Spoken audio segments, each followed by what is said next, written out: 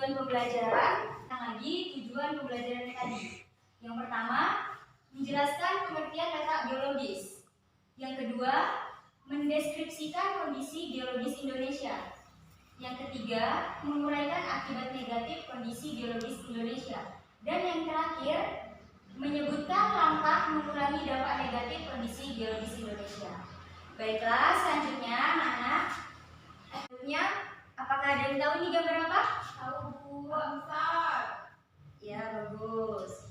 Nah, ini tadi gambar-gambar yang Ibu tunjukkan tadi adalah kondisi geologis Indonesia. Mengapa ini semua bisa terjadi?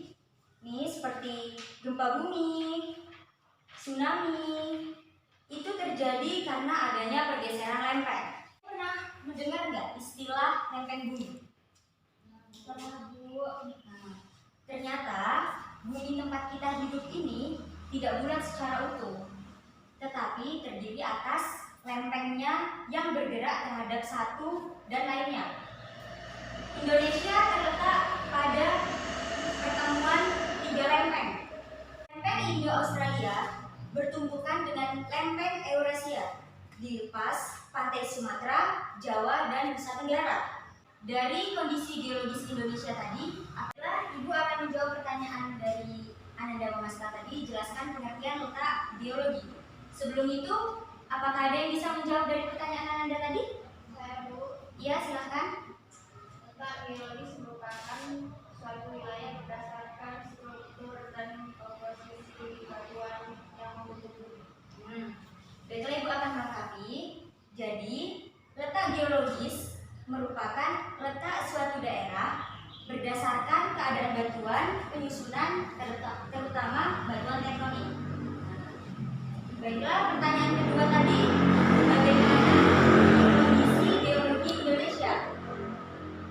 Jawabannya, apakah Anda tahu? Tidak Bu.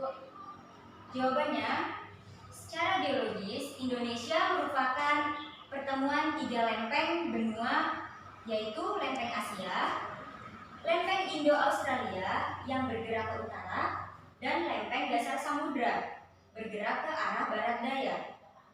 Yang kedua, Indonesia terbagi ke dalam tiga daerah, yaitu daerah dangkalan Sunda, daerah dangkalan laut dalam atau bisa disebut meliputi Sulawesi dan pulau-pulau di sekitarnya, dan daerah dangkalan Sahul, dan dangkalan Sahul tersebut dipisahkan oleh garis relief di Selat Makassar dan Selat Lombok.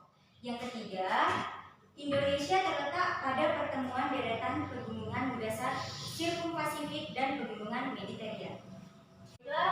Pada tujuan pembelajaran yang kedua, menguraikan akibat negatif dan positif kondisi geologis Indonesia dan menyebutkan langkah mengurangi dampak negatif kondisi geologis Indonesia, Ibu akan menjelaskan.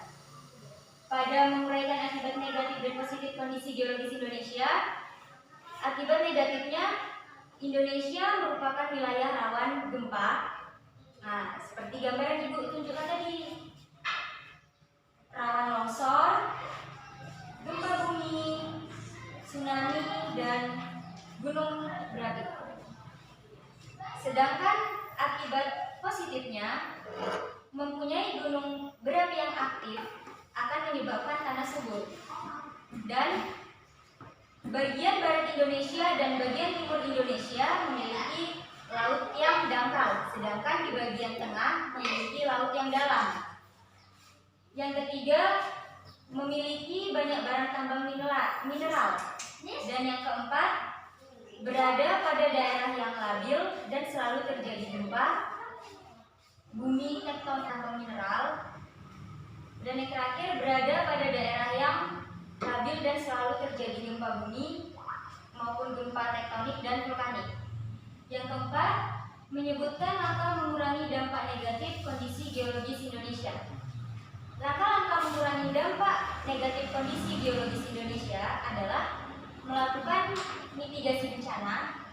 Yang kedua, daerah yang mengalami gerakan bumi dan belum stabil tidak boleh digunakan sebagai tempat pemukiman.